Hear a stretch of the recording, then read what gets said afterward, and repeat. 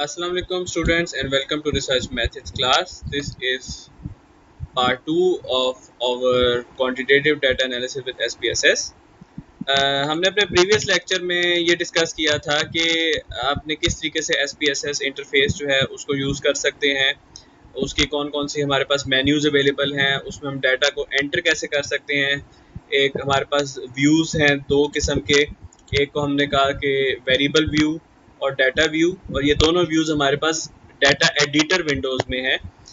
और उसके बाद हमारे पास एक आउटपुट विंडो आती है जिसमें हमारे पास रिजल्ट्स आते हैं। तो ये अभी मैं रिजल्ट्स किस तरह हमारे पास, ये देखें फ्रीक्वेंसी टेबल्स मैंने यहाँ पे जनरेट किए हुए हैं। तो ये फ्रीक्वेंसी टेबल्स किस तरीके से आपको आप जनरेट कर सकते हैं और उनको किस तरीके से आप वर्ड में या एक्सेल में कॉपी पेस्ट भी कर सकते हैं। मैं आपको इस पर डिस्कस करेंगे हम थोड़ी देर में। तो अच्छा, अब हम देखते हैं नेक्स्ट हमारा टॉपिक कौन सा है और हमने क्या डिस्कस करना है। तो आज हम करेंगे डाटा स्क्रीनिंग डिस्कस। अच्छा, डाटा स्क्रीनिंग डिस्कस करने से पहले एक जो इम्पोर्टेंट बात है जो मैं आपको रिलेटेड टू एसपीएसएस बताना चाहूँगा, क्योंकि आप में से बहुत सारे लोग जो हैं वो डाटा कलेक्ट कर रहे होंगे इन the form of Google sheet, जैसा मैंने आपको लास्ट टाइम भी दिखाई थी कि आपका डाटा जो है वो गूगल स्प्रेडशीट पे अवेलेबल होगा आपको, ठीक है। और उसमें यही होता है कि आप जो चॉइसेस रखते हैं एमसीक्यूज क्वेश्चंस में, वो choices as it is in the form of text जो है वो आपको यहाँ पे मिल जाती हैं, ठीक है। तो अब इसको न्यूमेरिक फॉर्म में कन्वर्ट करने का आपके पास कुछ तरीके हैं जो आप यहाँ पे भी अप्लाई कर सकते हैं, और कुछ तरीके ऐसे हैं जो आप एसपीएसएस में भी अप्लाई कर सकते हैं।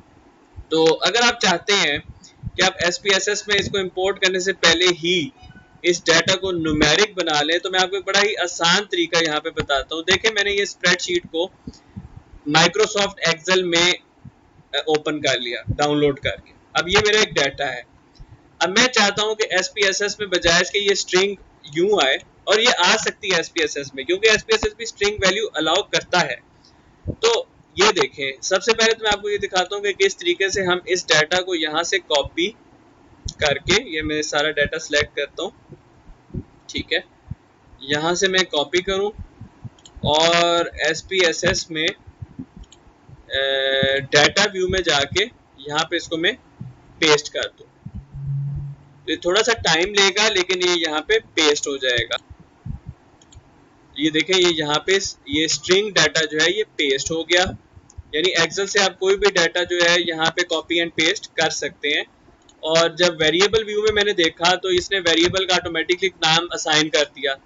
तो मैं इसको यहाँ पे ये जेंडर 1 के नाम से ये असाइन कर दूं। अच्छा, कि मैं सिर्फ यहाँ पे इसको जेंडर असाइन करने की कोशिश करूँ तो वो अलाउ नहीं करेगा, वो कहेगा there is another duplicate variable already. तो ये चूंकि मैं सिर्फ आपको एक एग्जांपल शो कर रहा हूँ, तो ये मैंने एक जेंडर 1 के नाम से नाम असाइन कर दिया, और ये स्ट्रिंग है, ठीक है। तो ये स्ट्रिंग है और इसको मैं यहाँ पे भी यानी एसपीएसएस में भी न्यूमेरिक वैल्यू में कन्वर्ट कर सकता हूँ। उसका तरीका ये होगा कि आप जाएं transform, Recode into a different variable की ऑप्शन, यहां से सिलेक्ट करें जेंडर 1, ठीक है। उसका आप नेम दें, नेम आप उसको कर दें जेंडर न्यूमेरिक। अच्छा, ओल्ड एंड न्यू वैल्यूज।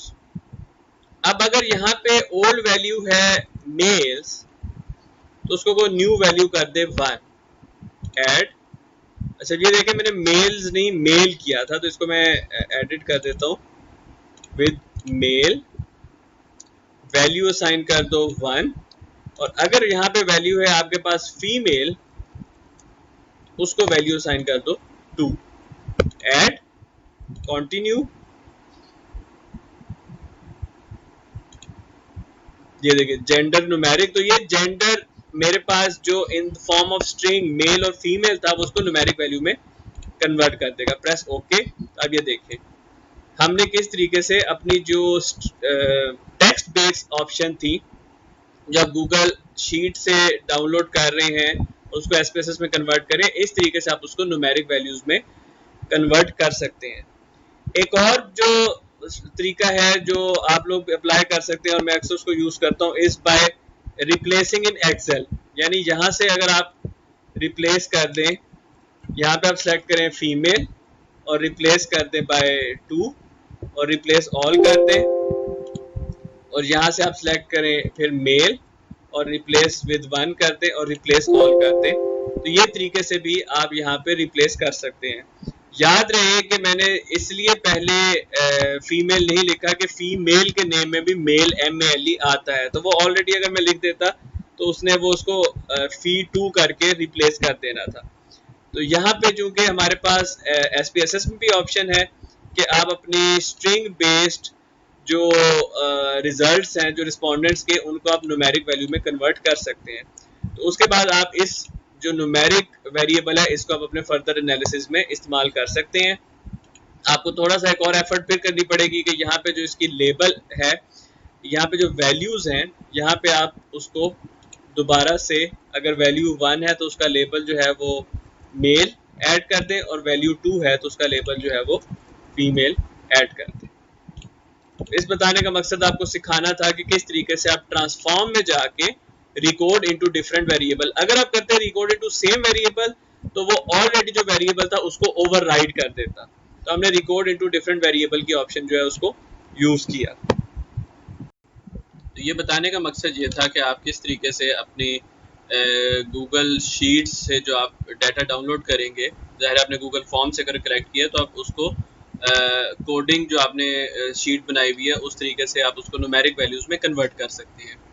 आइए मैं आपको एक दफ़ा ये भी दिखा देता हूँ कि किस तरीके से हम अपनी गूगल शीट को इंपोर्ट कर सकते हैं SPSS में।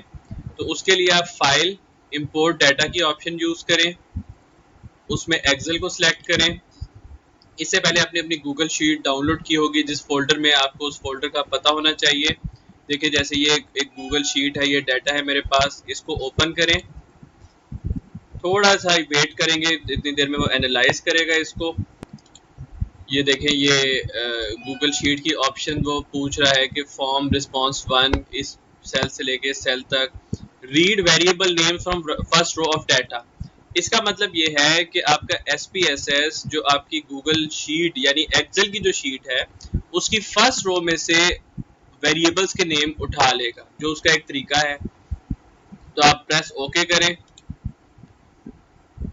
अब ये देखें, आपका जो डाटा जो आपने गूगल फॉर्म्स के जरिए कलेक्ट किया है वो आप SPSS में इस तरीके से इंपोर्ट कर सकते हैं। अच्छा, अब यहाँ पे ये थोड़ा सा एक इशू जरूर है कि आपके जो वेरिएबल्स के नेम्स हैं वो जाहिर है जो उसकी अपनी एक फॉर्मेटिंग थी, उसने उस तरीके से उसको विदाउट स्पेस बना दिया। तो आप इन नेम्स को चेंज कर ले, ओवरराइड करते, जैसे यहाँ पे प्रोफेशन, एजुकेशन, एम्प्लॉयमेंट स्टेटस को ऐसे रहने दें, सिटी। तो डिपेंडिंग अपॉन के जी आपका कौन सा क्वेश्चन है, और अब जैसा आपको ट्रेस करना पड़ेगा कि फॉर एग्जांपल ये एक क्वेश्चन है तो आप इसको C1, C2, C3 इस तरह हम इनको नेम्स एलोकेट करते जाएं। उनके जो ओरिजिनल क्वेश्चंस हैं वो आपको यहाँ पे ऑलरेडी मिल जाएंगे। अच्छा, अब देखें ये सारा डाटा है स्ट्रिंग डाटा, ठीक है। तो जो मैंने आपको भी तरीका बताया थोड़ी देर पहले कि आप किस तरीके से ये जो C1 है इसके डाटा व्यू में हम जाएं, तो ये C1 में देखें, ये तो ये नो यस की हमारे पास नॉट श्योर की ऑप्शंस हैं। ये 3 ऑप्शंस हैं। तो आप किस तरीके से transform record into same variable भी कर सकते हैं, उस तरीके से क्या होगा वो ओवरराइट हो जाएगा। तो आप ये करें कि आप ये तीनों जो C वाले क्वेश्चन हैं और इस तरह बाकी सारे क्वेश्चन जो है उनको सिलेक्ट करें। अच्छा, अब यहाँ पे वो दिखा रहा है क्वेश्चन, ठीक है। तो आप यहाँ से वो क्वेश्चंस जो हैं उनको सिलेक्ट कर सकते हैं। अच्छा, हम पहले देख लेते हैं कौन से क्वेश्चंस थे। Corona leads to instant death, corona is a respiratory disease, corona leads to physical disability, ये 3 क्वेश्चंस हैं। तो फिर आप ट्रांसफॉर्म में जाएं, record into same variable, corona leads to instant death C1 इसको सिलेक्ट करें, corona is a respiratory disease, corona leads to. अच्छा, अब इस तरह मल्टीपल क्वेश्चन सिलेक्ट कर सकते हैं। ओल्ड वैल्यू क्या, अगर वैल्यू है यस तो उसकी जगह रिप्लेस कर दो बाय 1, बल्कि इनफैक्ट 2। अगर वैल्यू है नॉट श्योर, अच्छा आपने नॉट श्योर एग्जैक्ट वैसे ही लिखना है जैसे उसने हमने अपने ऑप्शन में लिखा हुआ है, तो उसकी जगह ऐड कर दो 1, और अगर वैल्यू है नो तो उसकी जगह ऐड कर दो 0। Press okay. ठीक है, तो अब आप देखेंगे वेरिएबल डाटा व्यू में जो हमारे वो क्वेश्चंस थे। अच्छा आप देखें यस, चूंकि इस वाले क्वेश्चन में यस जो है वो हमने इसको कैपिटल में नहीं लिखा हुआ था, जैसे मैंने उसमें कैपिटल में लिखा है। तो अब आपके पास जो एक और ऑप्शन, आप किस तरीके से अपनी गलती को ठीक कर सकते हैं, इस बाय डूइंग एन अनडू, या आपको दोबारा से इस प्रोसीजर से गुजरना पड़ेगा। आप ट्रांसफॉर्म में जाएं, record into same variable old and new values. ठीक है, तो यहाँ पे यस को आप चेंज करें with simple yes, and not sure को आप चेंज करें with like this, and press change, और यस को भी आप चेंज करें विद दिस वाई, और चेंज करें कंटिन्यू एंड प्रेस ओके। और ये आउटपुट में ये देखें, ये हमने इसको न्यूमेरिक वैल्यूज में कन्वर्ट कर लिया। तो यहाँ तक हमें समझ आ गई कि किस तरीके से हम अपना डाटा एक्सेल से इंपोर्ट कर सकते हैं, मैन्युअली एंटर कर सकते हैं। अब हम इस फाइल को क्लोज करते हैं, इसको हम सेव नहीं करते, और हम अपनी ओरिजिनल फाइल, जो मैं ओरिजिनल फ्रेमवर्क आपको दिखाया था, which is fear of terrorism and psychological distress. ठीक है, एक दफ़ा फिर से हम वो अपना देख लेते हैं, जो फ्रेमवर्क जो हमने जिस पे काम कर रहे हैं। पार्ट 1 था हमारा इंट्रोडक्शन टू एसपीएसएस। पार्ट 1 में हमने कोडिंग और एंटरिंग भी देख लिया। पार्ट 2 में अब हमने देखना है कि हम अपने रिस्पॉन्सेज को एडिट कैसे कर सकते हैं। मैंने आपको बिल्कुल दिखा दिया कि किस तरीके से आप मैन्युअली इवन एक्सेल से भी कॉपी कर सकते हैं और एसपीएसएस से भी एक्सेल में कॉपी कर सकते हैं। अब नेक्स्ट, इससे पहले कि हम मिसिंग वैल्यूज देखें, मैं अब आपको आउटलायर्स और अनएंगेज्ड रिस्पॉन्सेज जो है उनको एक दफ़ा बता दूं कि वो किस तरीके से आपने डील करने हैं। आउटलायर्स का मतलब ये होता है कि आपकी जो फाइल है उसके अंदर कुछ इस किस्म का रिस्पांस आ जाए जो नंबर 1 आपने ऑप्शन ही नहीं रखा हुआ था। अच्छा, ये वाली गलती जब मैन्युअली एंटर कर रहे होते हैं तो इसमें जरूर आ सकती है। अब जिस तरह आपके पास, जैसे मेरे पास एक फाइल है, अब हमारे पास जो मैक्सिमम ऑप्शन है, फॉर एग्जांपल ये फियर ऑफ टेररिज्म में ये तो 5 तक है, लेकिन मैं डाटा एंटर करते हुए फॉर एग्जांपल यहाँ पे गलती से समझे 42 एंटर हो गया मेरे से। ठीक है, अच्छा अब आपके पास आपने ये गलती भी निकालनी है, तो हम किस तरीके से ये गलती निकाल सकते हैं यहाँ पे कि हम जाए एनालाइज डिस्क्रिप्टिव एंड फ्रीक्वेंसीज। अच्छा, सारे जो आपके पास वेरिएबल्स हैं इनकी फ्रीक्वेंसीज जो है वो आप फाइंड करें, तो आपके पास एक फ्रीक्वेंसी टेबल आ जाएगा। अब इस फ्रीक्वेंसी टेबल में आप ये देख सकते हैं कि आपके पास जो मेन टेबल है फ्रीक्वेंसीज का, इसमें तो आप मिसिंग वैल्यूज आपको मिल जाएंगी। चलिए थोड़ी देर में हम मिसिंग वैल्यूज देखते हैं। फिर आप हर एक जो वेरिएबल है आप उसका टेबल देखते जाएं। जैसे फियर ऑफ टेररिज्म है तो उसमें आप ये देखेंगे कि फियर ऑफ टेररिज्म के इस वेरिएबल में 42 की वैल्यू आ रही है, यानी इसका मतलब है ऑप्शंस तो 1 से लेके 5 तक थी, तो इसमें 42 आ रहा है, विच इज अ मिस्टेक। तो हम यहाँ पे ट्रेस कर सकते हैं कि किस तरीके से हमने उस कॉलम में कहीं पे 42 यानी एक गलत वैल्यू एंटर कर दी है। तो आप फिर अपने ओरिजिनल क्वेश्चनेयर में दोबारा रेफर करें और देखें कि क्या ये 4 था या ये 2 था। एक ये अनएंगेज्ड जो हमारे पास एक्सट्रीम वैल्यूज हैं वो निकालने का तरीका है।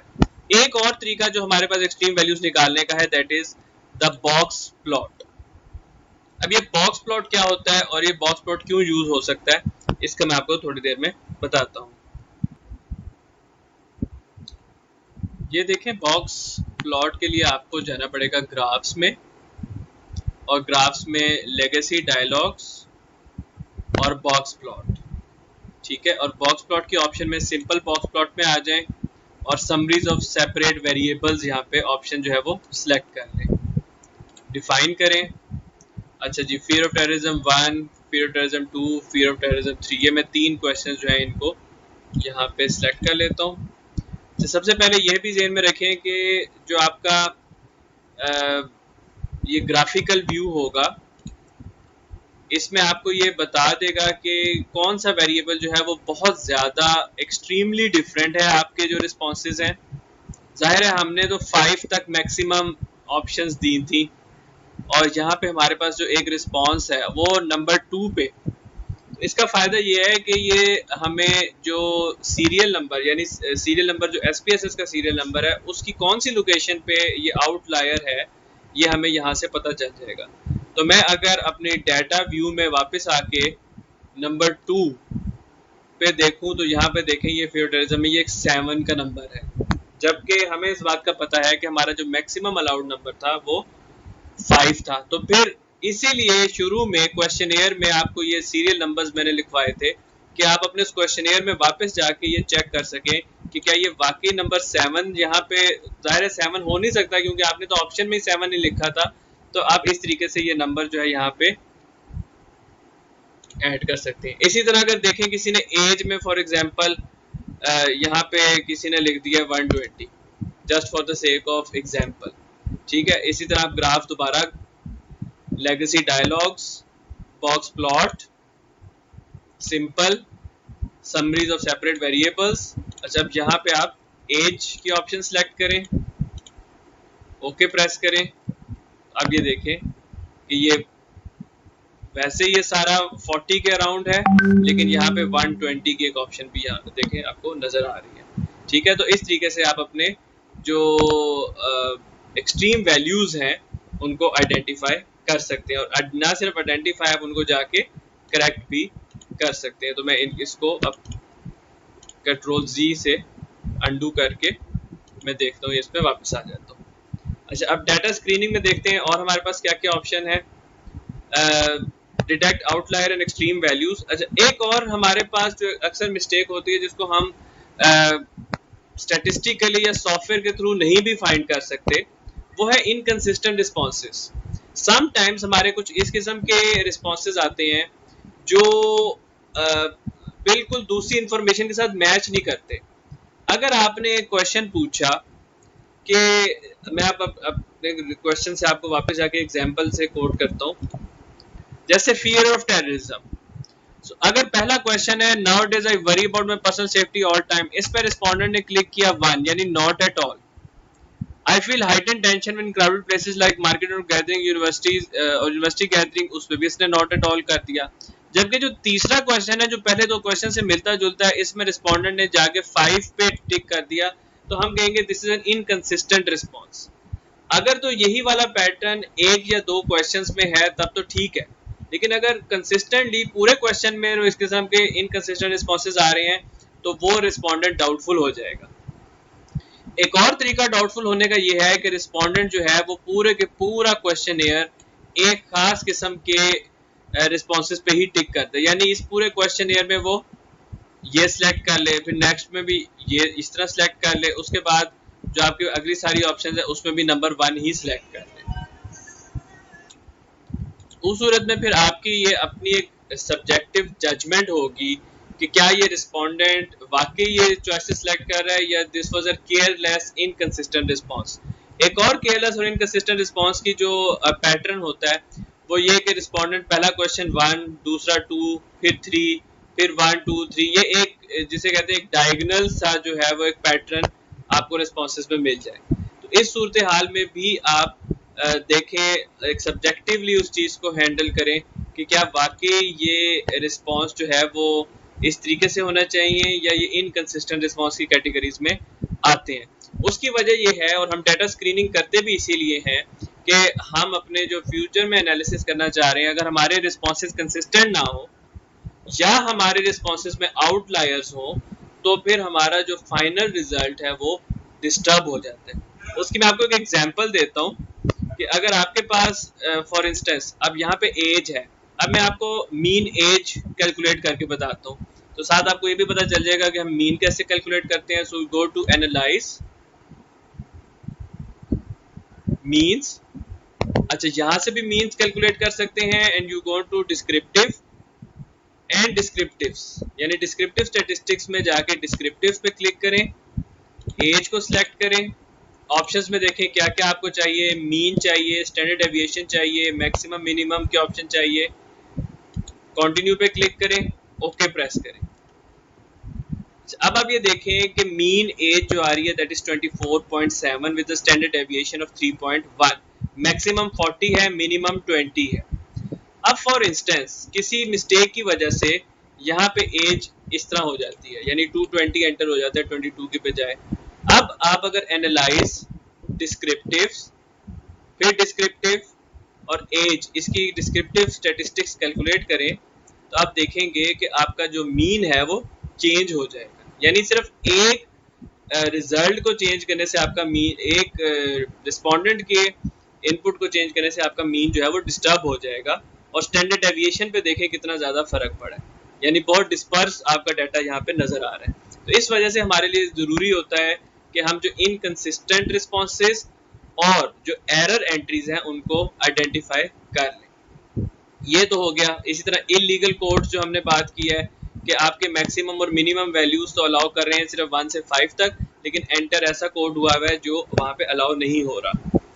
इस हमने आउटलायर्स की बात की, बॉक्स प्लॉट को सीखा कि किस तरीके से बॉक्स प्लॉट के जरिए हम, बॉक्स प्लॉट का ये फायदा होता है कि हम जिस पॉइंट पे आपका डाटा जो है वो मिस्टेक आ रही है वहां पे उसको आइडेंटिफाई कर लेता है। तो अगर वो बॉक्स प्लॉट शो कर रहा है कि बहुत ज्यादा, बहुत ऊपर वो आपका जो रिस्पॉन्स है वो चला गया है, तो आप उस एंट्री को रीचेक करें अपने क्वेश्चनियर में जाके। Second is over missing values analysis. अच्छा, मिसिंग वैल्यूज के लिए सॉफ्टवेयर या लिटरेचर ने कुछ ऐसी बातें की हैं जो हमें पहले ज़हन में रखनी चाहिए। सबसे पहले तो ये कि अगर आपका एक क्वेश्चनियर ऐसा आपको मिला है जिसमें मोर देन 25% रिस्पॉन्सेज नहीं दिए गए, यानी मोर देन 25% वो ब्लैंक है, तो it is advisable to drop that questionnaire from that final data set. ये तो हो गया एक क्वेश्चनियर के बारे में। दूसरा हो गया कि अगर एक वेरिएबल के कितने परसेंट रिस्पॉन्सेज जो है वो हमने देखने हैं अगर वो ब्लैंक हैं और हमने उनको फिलअप करना है। इसके लिए आमतौर पे लिटरेचर में ये कहा गया है कि अगर आपके किसी एक पर्टिकुलर वेरिएबल, यानी एक पर्टिकुलर वेरिएबल का क्या मतलब है, एक पर्टिकुलर क्वेश्चन, जैसे ये एक क्वेश्चन है, ये दूसरा क्वेश्चन है, ये तीसरा क्वेश्चन है, ये चौथा, इस तरह आपके क्वेश्चन में क्वेश्चन है, इनमें अगर मोर देन 10% मिसिंग वैल्यूज हैं तो आप उस वेरिएबल को भी ड्रॉप कर दें। This is advisable. तो हम कैसे देख सकते हैं कि हमारे इस डाटा में मिसिंग वैल्यूज कितनी है? उसके लिए फिर से एनालाइज डिस्क्रिप्टिव स्टैटिस्टिक्स, फ्रीक्वेंसीज में जाएं। अच्छा, अब मिसिंग वैल्यूज अगर आपकी डेमोग्राफिक्स में है तो उसको आप बिल्कुल ना छेड़ें, क्योंकि आप डेमोग्राफिक्स की मिसिंग वैल्यूज फिलअप नहीं कर सकते।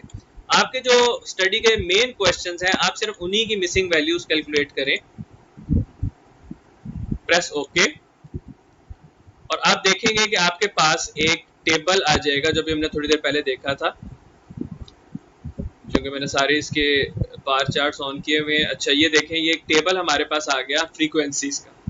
अच्छा, इस फ्रीक्वेंसीज के टेबल में यहाँ पे ये मिसिंग वैल्यूज नजर आ रही है, ठीक है, यानी कि ये NA2AFD में 4 मिसिंग वैल्यूज हैं। सिमिलरली ये 4 missing values, 4 missing values, 4 missing values. आगे स्क्रॉल करें तो 6 मिसिंग वैल्यूज, और आगे फर्दर स्क्रॉल करें तो ये 2, 2 और 1 मिसिंग वैल्यूज। यानी इसका मतलब है कि ये टोटल अगर हमारे पास 120 क्वेश्चन थे तो उसमें से 4 मिसिंग वैल्यूज लेस देन 10%, तो हम इस डाटा यानी इस वेरिएबल को हम वेस्ट नहीं होने देंगे। हम क्या करेंगे कि हम इसकी मिसिंग वैल्यू कैलकुलेशन कर लेंगे। सबसे पहले मिसिंग वैल्यू कौन कौन से वेरिएबल्स में है हम उसको देखते हैं। तो हम ऐसा करते हैं कि इस टेबल को यहाँ से करते हैं कॉपी, और इसको हम पेस्ट कर देते हैं एक्सेल में। उससे आपको ये भी पता चल जाएगा कि आउटपुट विंडो की जो भी टेबल है उसको आप एक्सेल में एज इट इज पेस्ट कर सकते हैं। उसके बाद हम क्या करते हैं कि जिन जिन की मिसिंग वैल्यू 0 है उनको हम यहाँ से रिमूव करते जाते हैं by pressing the control button. मैं इनको सिलेक्ट करूंगा उन कॉलम्स को जिनकी मिसिंग वैल्यूज जो है वो 0 हैं, और उसके बाद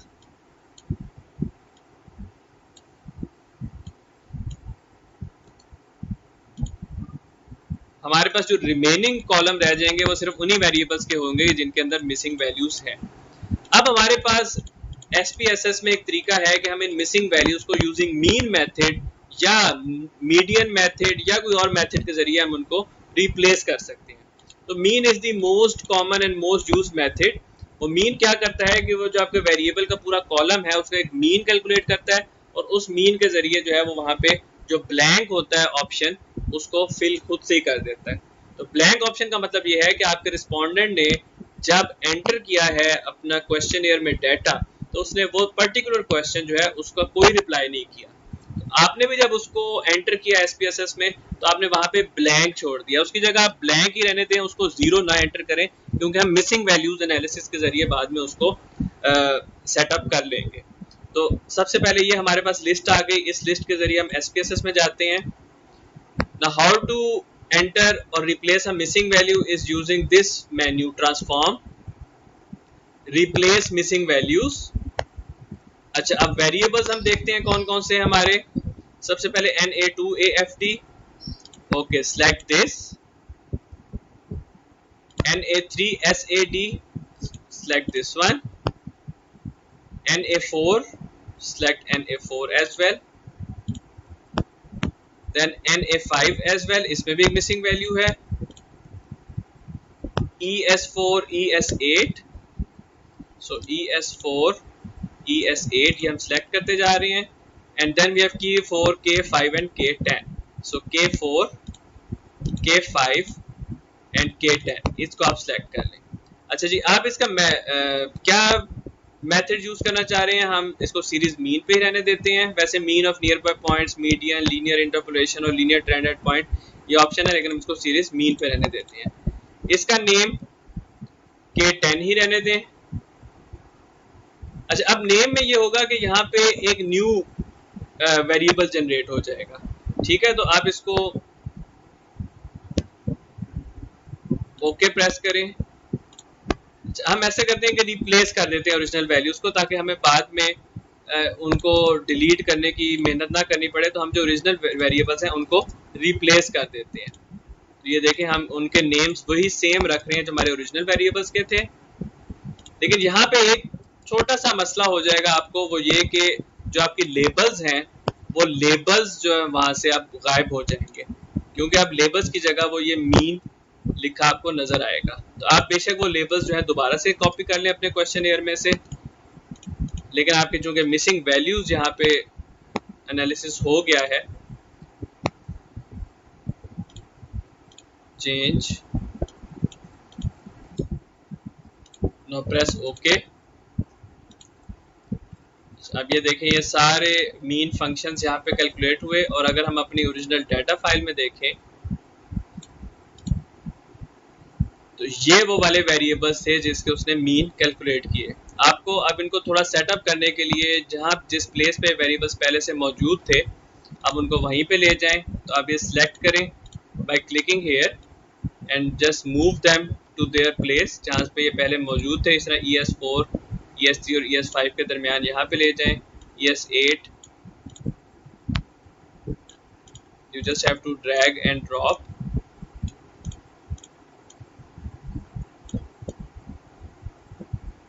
ES8 इधर आ गया और K10 K4 को उसकी पोजीशन पे ले जाएं, इस तरह K5 को भी उसकी पोजीशन पे ले जाएं।